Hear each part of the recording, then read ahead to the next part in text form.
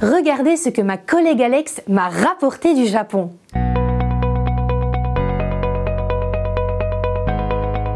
Dans son dossier du mois d'octobre, le JDE t'emmène en balade au Japon.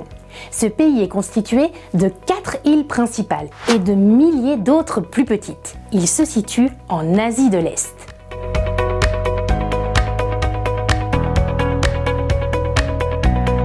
Même si tu n'as jamais mis les pieds au Japon, tu en as sans doute déjà entendu parler. Quand tu échanges des cartes Pokémon avec tes copains, que tu manges des sushis, que tu lis un manga ou que tu joues à la Nintendo, il y a un point commun. Ils viennent tous du Japon. La pop culture japonaise est aujourd'hui bien présente dans notre quotidien.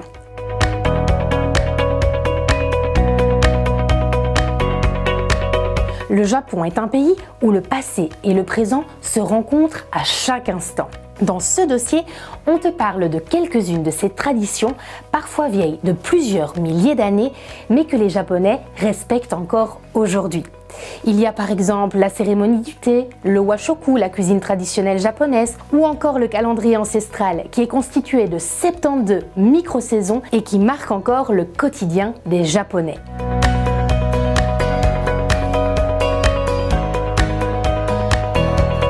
Comment vivent les enfants au Japon ? Savais-tu qu'à côté des maths, de l'histoire, du japonais ou de l'anglais, certains enfants suivent à l'école des cours de calligraphie ou de kendo, l'art du sabre japonais.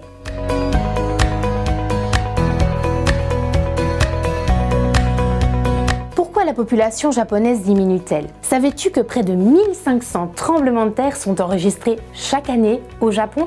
Et le bouddhisme et le shintoïsme, ça te dit quelque chose? On te parle de tout cela dans notre dossier spécial à la découverte du Japon qui paraîtra dans ton JDE du 2 octobre.